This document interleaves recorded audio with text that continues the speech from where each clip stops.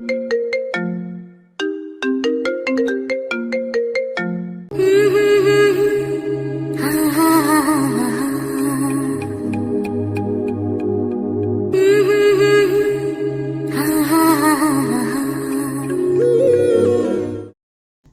ঘুমিয়ে গেলে ওকে তুলে নিজের বাম পাশে শোয়ায় নির্ভান। ঘুমের ঘোরে যদি তুরাকে লাথি দেয় বা উপরে উঠে যায় সেই জন্য। ভিরানের তো আবার বুকের উপর উঠে ঘুমানোর অভ্যেস আছে। তুরা আর ভিরান দুজনেই গভীর ঘুমে মগ্ন, তবে নির্ভানের ঘুম আসছে না। ঘাড় ঘুরিয়ে তুরার দিকে তাকায় আবার। ওই 3 প্রাইভেট কার যেই 3 জন ড্রাইভ করছিল তাদের 3 জনকেই ধরেছে পুলিশ। নেক্সট শুনানিতে সকলের শাস্তি নির্ধারণ করা হবে।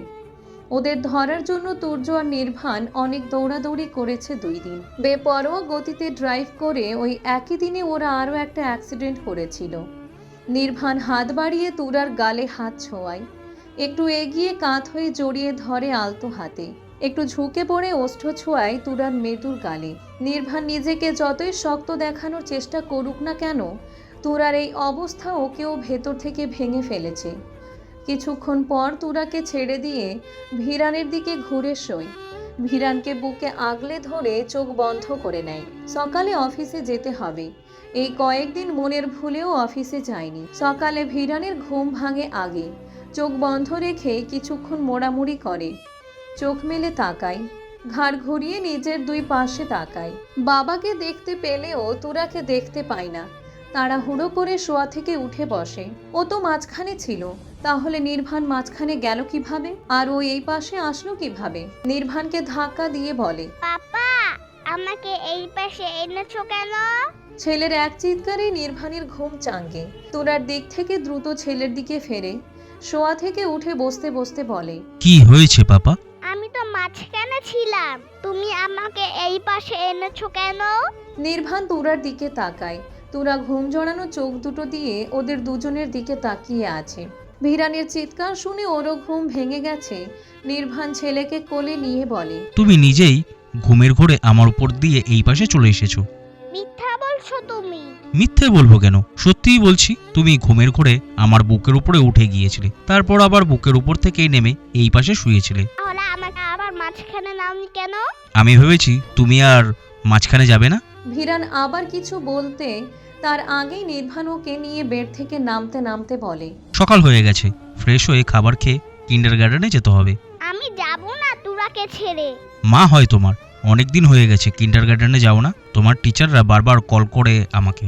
ভিরানকে ফ্রেশ করিয়ে দিয়ে নির্ভান নিজেও দ্রুত ফ্রেশ হয়ে নেয়। তুরা বেডে শুয়ে দুজনের দিকে তাকিয়ে আছে। নির্ভানের চোখে চোখ পড়তেই আবার দ্রুত দৃষ্টি সরিয়ে নিচ্ছে। নির্ভান তুরার দিকে তাকিয়ে বলে, ফ্রেশ হবে না? তুরা মুখে কিছু না বলে মাথা নাড়ায়। নির্ভান ডোর খুলে ড্রয়িং রুমে এসে দাঁড়ায়। আশেপাশে নজর বুলিয়ে কিচেনের দিকে এগিয়ে আসে। মুক্তা শিকদার রান্না বসিয়ে দিয়েছেন। মা, তোরা ফ্রেশ হবে? মুক্তা শিকদার পেছন ফিরে তাকান। চুলা বন্ধ করে নির্ভানের সাথে তুরা রুমে প্রবেশ করেন। তুরা ভিরানের সাথে কথা বলছে। মুক্তা শিকদার তুরাকে খাইয়ে দিচ্ছেন তুরার রুমেই। নির্ভান ভিরানকে খাইয়ে দিচ্ছে ডাইনিং টেবিলে বসে। তুর্য আর তুহিন শিকদারও খাবার খাওয়া শুরু করেছেন। নির্ভানের জন্য খাবার বেড়ে রাখা হয়েছে, তবে নির্ভান ছেলেকে খাইয়ে তারপর খাবে। খাওয়া শেষ করে তুর্য ভিরানকে নিয়ে বের হয় কিন্ডারগার্টেনে নিয়ে যাওয়ার জন্য। বিদেশ থেকে পড়াশোনা শেষ করে এসে একটা ভালো জব পেয়েছে তুর্য। ভাগ্নেকে খাওয়ানো, গোসল করানো, ওয়াশরুমে নিয়ে ফ্রেশ করিয়ে দেওয়া, ভিরান বেচারাকে দিয়ে কি না করিয়েছে। নির্ভান মুক্তা শিকদারের সাথে খাওয়া শুরু করে। তুহিন শিকদার অফিসের উদ্দেশ্যে বেরিয়ে গেছেন। নির্ভানের লেট হয়ে গেছে আজকে। আরও সকালে ঘুম থেকে উঠতে হবে এখন থেকে। খাওয়া শেষ করে রুমে আসে। তুরা জানালা দিয়ে বাইরের দিকে তাকিয়ে আছে। নির্ভানের আগমন বুঝতে পেরে ঘাড় ঘুরিয়ে ওর দিকে তাকায়। নির্ভান প্রয়োজনীয় সবকিছু গুছিয়ে নিয়ে বেডের পাশে এসে দাঁড়ায়। তুরা মৃদু স্বরে বলে, আচ্ছা। টেনশন করবে না, খুব দ্রুতই সুস্থ হয়ে উঠবে তুমি। নির্ভান ডোরের দিকে এগিয়ে যায়। পেছন থেকে তাকিয়ে থাকে তুরা। প্রথম যখন নির্ভানকে দেখেছিল তখন ভেবেছিল নির্ভান অনেক রাগী মানুষ, কেমন গম্ভীর হয়ে কথা বলতো। ওর গম্ভীর স্বর শুনে তো তুরার বুকের ভেতর কাঁপুনি তৈরি হয়ে যেত। তারপর যতবার নির্ভানকে দেখেছিল প্রতিবার গম্ভীর নির্ভানকেই দেখেছিল। অস্ট্রেলিয়া থেকে ফিরে আসার পর থেকে নির্ভানের মধ্যে গাম্ভীর্যতা কমে এসেছিল। এখন কথা বলার সময় একদমই গম্ভীর লাগে না নির্ভানকে। যখন চুপচাপ থাকে তখনই গম্ভীর লাগে। দুপুরে তুরার ফোনে কল আসে। পাশ থেকে ফোন হাতে নিয়ে দেখে নির্ভান কল করেছে। হঠাৎই হৃদস্পন্দন বেড়ে গেছে। কল রিসিভ করে ফোন মুখের সামনে ধরে। ফোনের স্ক্রিনে ভেসে ওঠে নির্ভানের চেহারা। তুরা চুপ করে থাকে। নির্ভান ফোনের স্ক্রিনে কিছু সময় তাকিয়ে থেকে বলে, কেমন আছো? আলহামদুলিল্লাহ, আপনি কেমন আছেন? আলহামদুলিল্লাহ। খেয়েছো? হ্যাঁ, মেডিসিন? খেয়েছি। ভিরান কোথায়? ভাইয়ের সাথে ঘুমোতে গেছে। তুমিও ঘুমাও। তুরা জড়তা দূরে ঠেলে মৃদু স্বরে বলে, আপনি খেয়েছেন? দুজনের মধ্যে আর কোনো কথা যেন নেই। কথা ফুরিয়ে গেছে এতটুকুতেই। নির্ভান পলকহীন দৃষ্টিতে তাকিয়ে আছে ফোনের স্ক্রিনে। তুরার এলোমেলো চুলগুলো ফ্যানের বাতাসে উড়ছে। শুকনো মলিন চেহারাও নির্ভানের কাছে দারুণ লাগছে দেখতে। তুরাও এলোমেলো ভাবে একটু পরপর ফোনের স্ক্রিনে তাকাচ্ছে। চোখে চোখ পড়তেই আবার দৃষ্টি সরিয়ে নিচ্ছে। ফর্মাল ড্রেসে নির্ভানকেও হ্যান্ডসাম লাগছে। সব রকম ড্রেসে বরাবরই হ্যান্ডসাম লাগে নির্ভানকে। তুরা কেন যেন নির্ভানের চোখে চোখ রাখতে পারে না। দুবার বোধহয় নির্ভানের চোখে চোখ রেখে কথা বলেছিল। নির্ভান ওর ধারে কাছে থাকলে হার্টবিট বেড়ে যায়, বুকের ভেতর কম্পন সৃষ্টি হয়। ফোনে ভিডিও কলে কথা বলতে গেলেও এমন হয়। আচ্ছা, ঘুমাও তুমি। আপনিও খেয়ে নিন দ্রুত। আচ্ছা। নির্ভান ফোন রেখে দেয়। অফিসের কাজে একটুও মন বসছে না। কেমন যেন ধৈর্য হারা হয়ে উঠছে বারবার। আগে কোনোদিন নির্ভানের সাথে এমন হয়নি। সন্ধ্যার পর উকিলের সাথে কথা বলতে যাবে। ওই তিনজনকে সর্বোচ্চ শাস্তি পাইয়েই ছাড়বে। নির্ভান ফ্ল্যাটে ফিরে আসতে আসতে রাত 10টা বেজে যায়। নিজের বাড়িতে গিয়েছিল, সেখান থেকে ফিরতেই এত দেরি হয়ে গেল। কলিং বেল চাপতেই মুক্তা শিকদার ডোর খুলে দেন। নির্ভান ভেতরে প্রবেশ করে। ওর পরনে ট্রাউজার আর টি শার্ট। মুক্তা শিকদার ডোর লক করে নির্ভানের দিকে ঘুরে বলেন, খেয়ে যাও একেবারে। আপনারা সবাই খেয়েছেন? হ্যাঁ, শুধু তুমিই বাকি আছো। আমি বাড়ি থেকে খেয়ে এসেছি। আম্মু ছাড়ছিল না, তাই খেয়ে আসতে হয়েছে। আচ্ছা, সমস্যা নেই। শুয়ে পড়ুন তাহলে। নির্ভান তুরার রুমে প্রবেশ করে। ডোর লক করে হাতের ফাইল ল্যাপটপ তুরার স্টাডি টেবিলের ওপর রাখে। এগিয়ে এসে দাঁড়ায় বেডের কাছে। ছেলে আর বউয়ের দিকে তাকায়। দুজনেই গভীর ঘুমে মগ্ন। কিছুক্ষণ স্থির হয়ে দাঁড়িয়ে থাকে। সব কিছু যেন কিভাবে পরিবর্তন হয়ে যাচ্ছে। তোরা নুরতাজ, তুমি তো আমার ভাঙা পাঁজরের গেড়ে বসে গেছো, বসন্তের ফুলও ফুটিয়েছো। এটা কি হওয়ারই ছিল? ঘুমন্ত তুরার দিক থেকে কোনো উত্তর আসে না। নির্ভান নাইট ল্যাম্প অন করে মেইন লাইট অফ করে দেয়। বেডে উঠে ভিরানকে সরাতেই তুরার ঘুম ভেঙে যায়। ঘাড় ঘুরিয়ে নির্ভানকে দেখে বার কয়েক চোখ ঝামটা দেয়। ঘুম জড়ানো গলায় বলে, ওকে ওদিকে দিচ্ছেন কেন? নির্ভান মাঝখানে শুতে শুতে বলে, এইখানে থাকলে ঘুমের ঘরে তোমার উপরে উঠে যাবে। গত রাতে আপনি ওকে ওই পাশে নিয়েছিলেন? তুরার মুখের দিকে তাকিয়ে বলে, হ্যাঁ। তাহলে মিথ্যে বলেছিলেন কেন? সত্যি বললে তো চেঁচামেচি শুরু করে দিত। তুরা একটু সময় চুপ করে থাকে। খেয়েছেন? হ্যাঁ, কখন ফিরেছেন? একটু আগেই। তুরা আর কিছু বলে না। ওর হৃদস্পন্দন বেড়ে গেছে আবার। নির্ভান হয়তো শুনতে পাচ্ছে ওর হৃদস্পন্দনের অস্বাভাবিক শব্দ। নির্ভান কাঁধ হয়ে তুরার দিকে ফেরে। তুরার যেন এবার শ্বাস আটকে যাবে। নির্ভান আলতো হাতে জড়িয়ে ধরে বলে, তুমি নার্ভাস? না, কি হয়েছে তাহলে? কিছু না। তুরা জমে রইল। ওর সারা অঙ্গে শিহরণ খেলে যাচ্ছে। ওর বলতে ইচ্ছে করছে, আপনি আমাকে ছেড়ে দূরে সরে ঘুমান। আপনি আমাকে এভাবে ধরাই মনে হয় বিদ্যুতের শক লাগছে। বলতে ইচ্ছে হলেও বলতে পারল না তুরা। নির্ভান নিজেই ওকে ছেড়ে উল্টো ফিরে ছেলেকে বুকে আগলে নেয়। তোরা চোখ বন্ধ করে ঘুমাও। সাথে সাথেই চোখ বন্ধ করে নেয় তুরা। নির্ভান কি ওর মন পড়তে পারে? নির্ভান ফজরের পরপরই ঘুম থেকে উঠে যায়। ভিরানকে ছেড়ে পাশ ফিরে তুরার দিকে তাকায়। তুরা আগের মতো একইভাবেই ঘুমিয়ে আছে। দুজনের মাঝখান থেকে উঠে ভিরানকে আস্তে করে তুলে তুরার পাশে শুইয়ে দেয়। নয়তো দেখা যাবে গতকালকের মতো ঘুম থেকে উঠে চিৎকার করে বলবে, আমি এখানে কেন? বেড থেকে নেমে হেলে দুলে ওয়াশরুমে প্রবেশ করে। পেরিয়ে যায় অনেকগুলো দিন। তুরা এখন অনেকটা সুস্থ হয়ে উঠেছে। বাম হাতটা ঠিক হয়ে গেছে, মাথার ক্ষতটাও ঠিক হয়ে গেছে, শুধু ডান পাটাই এখনো পুরোপুরি ঠিক হয়নি।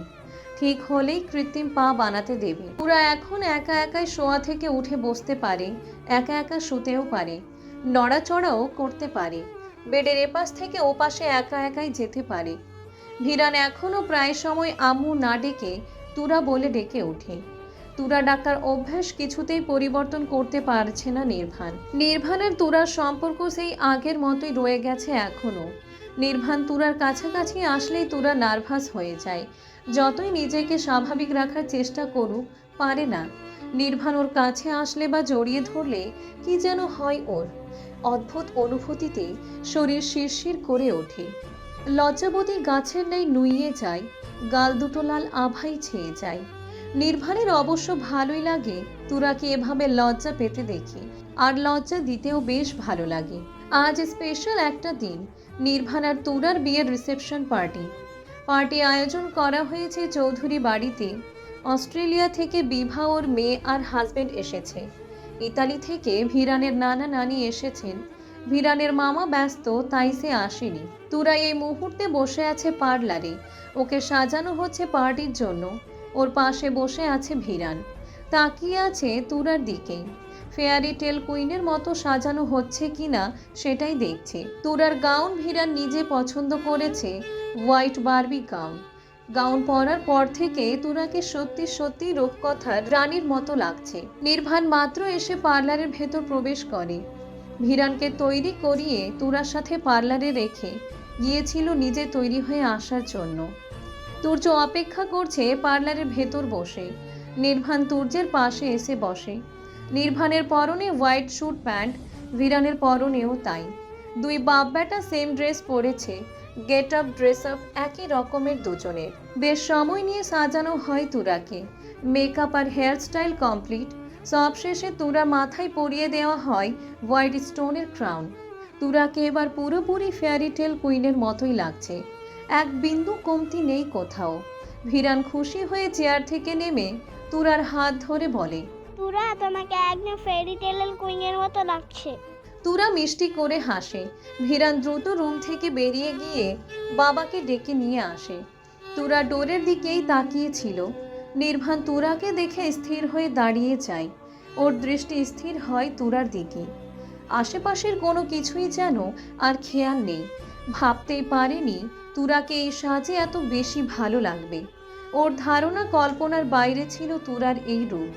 ভিরান যেমন চেয়েছিল ঠিক তেমন ভাবেই সাজানো হয়েছে তুরাকে।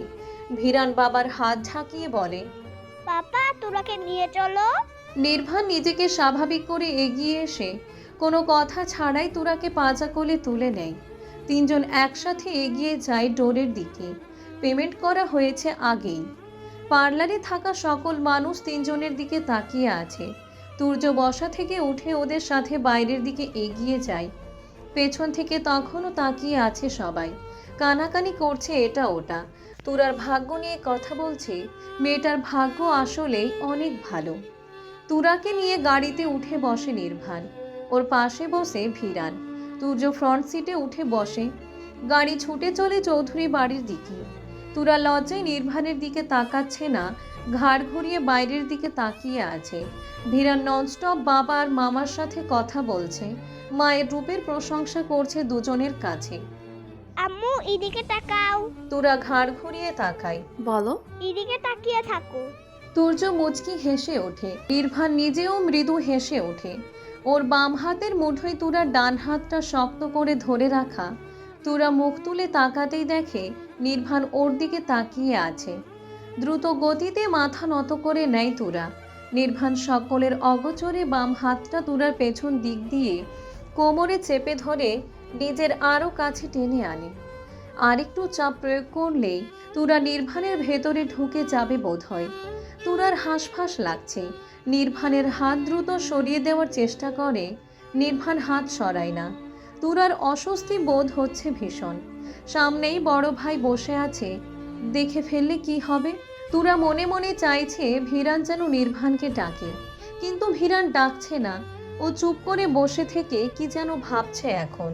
তুরা মুখ তুলে নির্ভানের মুখের দিকে তাকায় আবার। নির্ভান সামনের দিকে তাকিয়ে আছে। তুরা নির্ভানকে খোঁচা দিতেই নির্ভান ওর দিকে তাকায়, ভ্রু নাচিয়ে ইশারায় জিজ্ঞেস করে, কি হয়েছে? তুরা নিজেও ইশারায় বোঝায় হাত সরিয়ে নেওয়ার জন্য। নির্ভান কোনো রকম প্রতিক্রিয়া না করে আবার সামনের দিকে তাকিয়ে রইল। বিয়ে করা বউ ওর, হাত কেন সরিয়ে নেবে? তুরা নির্ভানের রিয়াকশন দেখেই বুঝতে পারছে এই লোক হাত সরাবে না। নিজেও সামনের দিকে তাকিয়ে রইল আবার। বাইরে অন্ধকার অন্ধকার হয়ে গেছে। মাগরিবের আজান হয়েছে আধ ঘন্টা আগে। আজকে প্রথম শ্বশুরবাড়িতে যাচ্ছে তুরা। ওদের দুজনের বিয়ের 3য় মাস চলছে এখন। কিছুদিন পর 3 মাস পেরিয়ে যাবে। তুহিন শিকদার আর মুক্তা শিকদার আগেই চলে গেছেন চৌধুরী বাড়িতে। গাড়ি প্রবেশ করে চৌধুরী বাড়ির গেট পেরিয়ে ভিতরে। অনেক মানুষ এগিয়ে আসে গাড়ির কাছে। তুর্য নেমে দাঁড়ায়। নির্ভান ভিরানের পাশের ডোর খুলে দেয়। ভিরান গাড়ি থেকে নেমে ঘুরে এসে সামনে দাঁড়ায় মামার পাশে। নির্ভান নিজেও নেমে ঘুরে এসে দাঁড়ায়। ডোর খুলে তুরাকে পাজা কোলে তুলে নেয়। সবাই তাকিয়ে আছে দুজনের দিকে। ক্যামেরাগুলো ওদের দিকেই ফোকাস করা। সামনের রাস্তা খালি করে দেয় সবাই। নির্ভান তুরাকে কোলে নিয়ে আগায় স্টেজের দিকে। ওর পাশে পাশে হেঁটে চলেছে ভিরান। তিনজনকে এত দারুণ লাগছে যা ভাষায় প্রকাশ করতে পারবে না কেউ। তুরার যে একটা পা নেই সেটা বোঝাই যাচ্ছে না। গাউনের নিচে আড়াল হয়েছে 2টো পা। লাইটের আলোয় আলোকিত পুরো চৌধুরী বাড়ি। সচক্ষে সবকিছু দেখেও সকলের মনে হচ্ছে টিভিতে মুভি দেখছে সবাই। তিনজনের চারিদিকে লাল সাদা বেলুন ছড়িয়ে আছে। ফুলের পাপড়ি ছিটিয়ে দিচ্ছে অনেকেই। তিনজন হাঁটতে হাঁটতে স্টেজের উপরে উঠে আসে।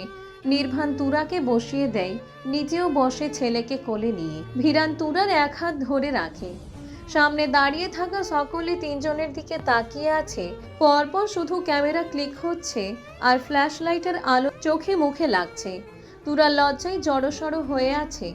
এত মানুষ ওকে দেখছে, তাতে ওর কেমন যেন লাগছে। ইচ্ছে করছে এখান থেকে ছুটে পালিয়ে যেতে। নির্ভান বুঝতে পারছে তুরার অনুভূতি। ভিরানের হাতে ধরে রাখা তুরার হাতের উপর হাত রাখে নির্ভান। ভরসা স্বরূপ স্ত্রীর হাতটা একটু চেপে ধরে সাথে মুঠোবন্দি হয়েছে ভিরানের হাতটাও। ভিরানের মুখ থেকে হাসি দূর হচ্ছে না। ও যে কতটা খুশি হয়েছে তা কাউকেই বোঝাতে পারবে না। সামনেই দাঁড়িয়ে আছে তুরা, নির্ভান আর সুহানার পরিবার। সুহানার বাবা মা খুশি হয়েছে নির্ভান মুভ অন করায়। তারা তো প্রথম থেকেই চাইতেন নির্ভান আবার নতুনভাবে জীবন শুরু করুক। দেরি হলেও মুভ অন করেছে, এতেও তারা ভীষণ খুশি। খাওয়া দাওয়া পার্টি শেষ করে রুমে প্রবেশ করতে করতে বেশ রাত হয়ে যায়। নির্ভানের রুমটাকে বাসর ঘরে রূপান্তরিত করা হয়েছে। টাটকা ফুলের ঘ্রাণ ছড়িয়ে পড়েছে পুরো রুমে। তুরাকে বেডে বসিয়ে রেখে আবার বাইরে গেছে নির্ভান। 5 মিনিট পর আবার ফিরে আসে। তুরা এখনও আগের মতোই বসে আছে। ভিরান একটু আগেই ঘুমিয়ে গেছে তুর্যের কোলে। সারাদিন লাফালাফি ঝাপাঝাপি করে ক্লান্ত হয়ে গেছে সে। রাত বাড়ার সঙ্গে সঙ্গে ঘুমও জেঁকে ধরেছিল। তুরার বাবা মা ভাই নিজ ফ্ল্যাটে ফিরে যেতে চাইলেও নির্ভান জানিয়ে কেউ কোথাও যেতে পারবে না। নির্ভান জানিয়ে দেয় কেউ কোথাও যেতে পারবে না, আজকে সবাই ওদের বাড়িতেই থাকবে।